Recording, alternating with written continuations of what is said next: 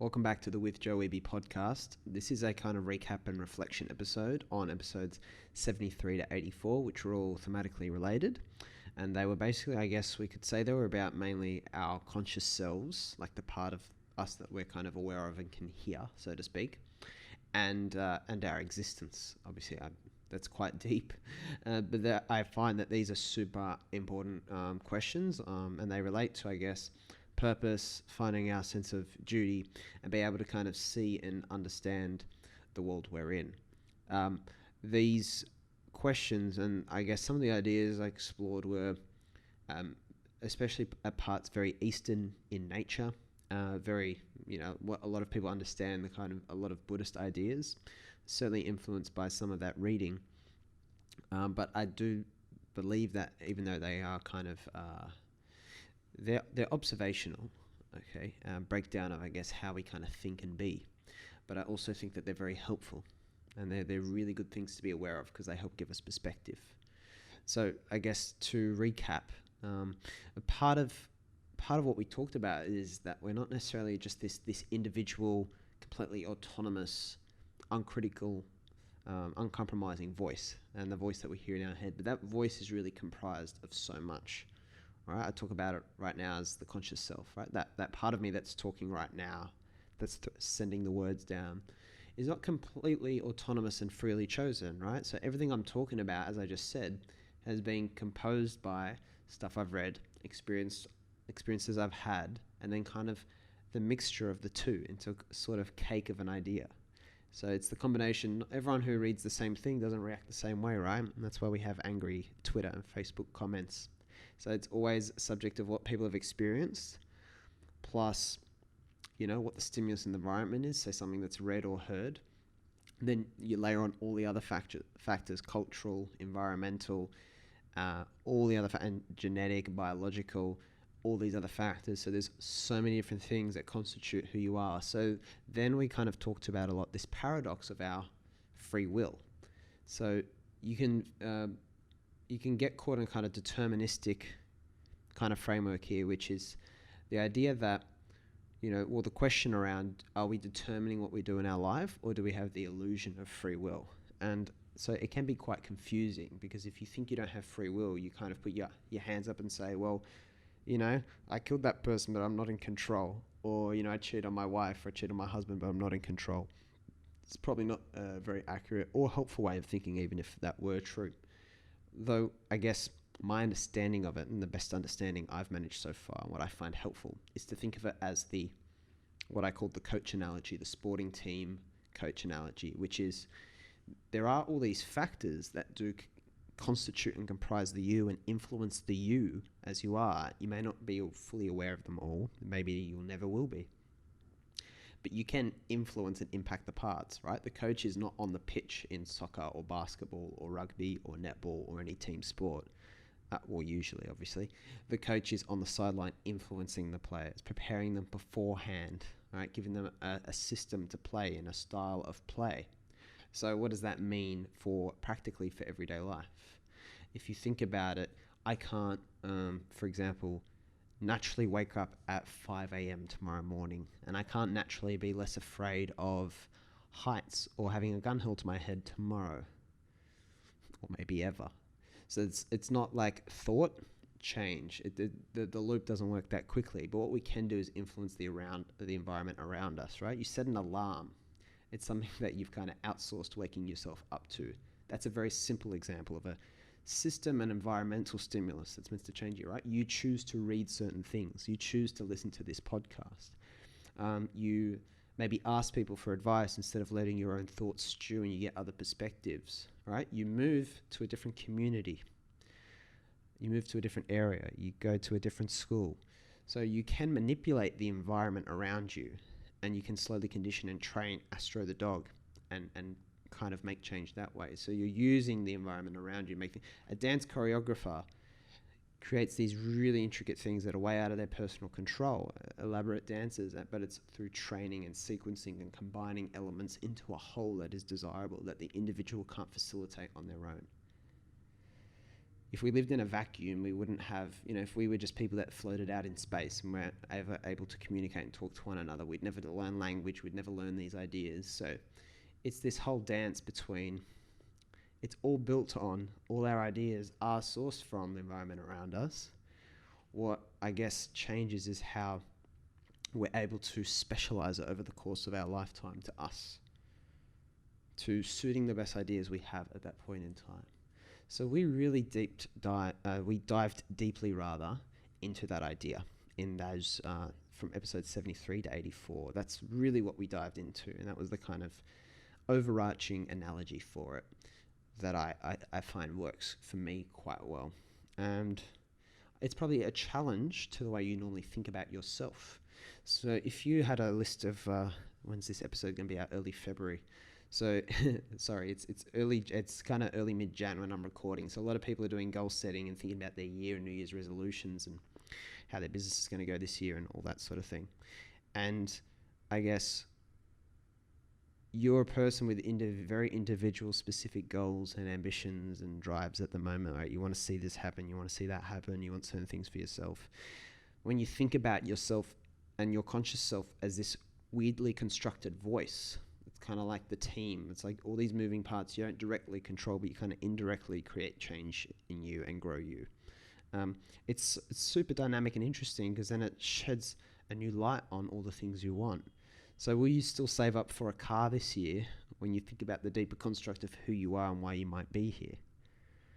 A lot of the time we're very ignorant. Well, it's not very common for us to deep dive and explore these deep existential questions, right? Like, what is the nature of our existence? It hurts your head. It can make you very afraid and it feels very strange. But I think it's something we need to embrace more of because it just gives you a healthy perspective once again. So that was something we talked a lot about. And I think, so just checking here, I really think that would be the crux of it. I think another theme when we think of ourselves this way, so one of the podcast episodes was on, two podcast episodes talked about the faceless men from Game of Thrones, the TV show, and this whole idea of, I guess, dropping ideas of our self-importance, trying to feel significant, because this is one thing we're all biased to feel, is to try and find a way for feeling important. Now look at me. I've got a podcast with my name, okay? I've got a blog, working on one book and certainly many more books as an author, entrepreneurial projects that circle back to me. I have an idea that I'm a good person trying to do good things in the world. So even looking at the example of me, there are all these ways I'm exposed to this idea that I'm an important person, and I've got to be very careful dancing that line. It's one of the biggest, and we're going to talk in the next sequence of podcast episodes about intrinsic and extrinsic drives, like what our motivations are. We've talked about it a lot before, but we're going to dedicate more time to it.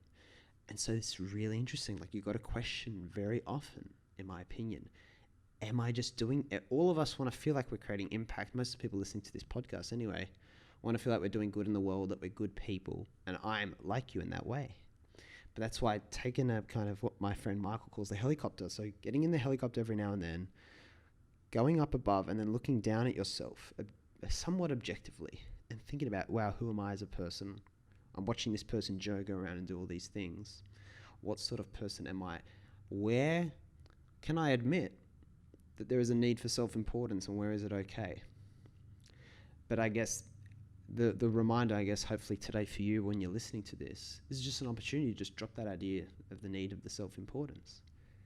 And it's scary because it's dropping things you probably invested a lot of stock in. Maybe you see yourself as a leader. Maybe you see yourself as an innovator. But then dropping that need for self-importance is I guess, important. Ironically, pardon the pun. Just to permit more clear vision. And the whole thing with the faceless man, I broke down the two lines they use a lot in Game of Thrones, Valar Morghulis and Valar Dohaeris, which is, the first one means all men must die. And we can call that kind of the death of the ego, the death of our narcissism, this unhealthy ideas about our importance. And then all men must serve. So once you kind of kill that idea, you can look at the fact that, what am I here to do? Who am I here to serve? And that was one of our questions, reflection questions, is who are you serving right now? we talked about in those episodes. How do we drop the need for our self-importance? It's not just an instruction that we implement, because if you're thinking about who you are as a person, the things you hold close to you, right? Your project that's starting to pick up, or the project you're going to start, or the house you're going to buy, and the ideals you have in your life that you want to make sure you're engaging in a healthy way. Some of the tools I find most powerful are the minimum viable lifestyle, the audience of none.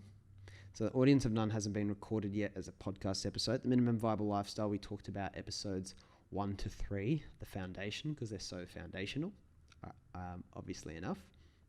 So if you're curious about that, it's basically going back to what is the least you can make do with and your life would still be remarkable. That question cuts a lot of the fluff out of your idea of yourself and leaves the substantial and the worthwhile.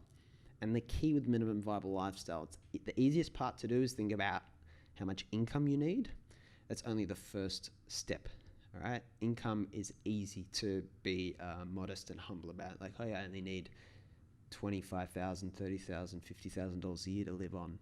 Okay, that's very straightforward. What people find harder, because it's not as clear socially, it's not as frowned upon socially, is what activities in my life, what's the size of the business I'm in, for example, the significance of my job title, what are the simplest versions of work and, feeling like I'm having impact, and what are the simplest, humblest, and smallest versions of that still feel like a win, right? And from the book we've got coming out, 18 and Lost, I think I talked about, our book definitely helped, as far as we could tell, some of the other authors. And for me, in the work of our kind of labs and constant student, these things that we got coming out, project-wise, that's almost enough. And everyone after this is kind of a bonus, right? Audience of none, you'll have to go to the blog. Apologies, don't have a podcast on that yet, which basically just asks what would you perform for an audience of none if no one was watching? The only applause you could listen for at the end was your own. What would that performance be? And I guess the other thing, I didn't write down my notes here, but the 1,000 doors, and concentrating on opening doors for others, right? I repeat that at the end of every episode because I believe it is the best way to kind of operate and live life, by concentrating on opening doors for others. Even I put a picture recently of someone who without getting to specifics, had something tragic happen to them recently, and someone who's kind of typifies, I guess, what I'm trying to work towards, like the sort of person I want to help. And I actually put their picture in my journal, which I write in every day. So there's a reminder every day of like the sort of the doors I want to open for others, because it's so easy to kind of lose sight of that.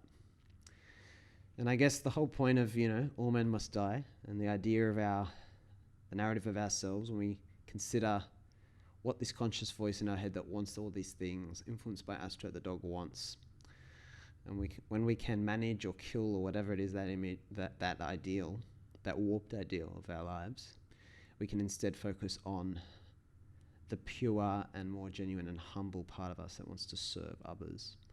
And for me, that's logically what I call, I guess, this logical conclusion that everyone can kind of come to when they can see clearly, is that clearly that method of living and focusing on opening doors for others is the best way to live and protects you from all the devilish traps that our world can present at different times.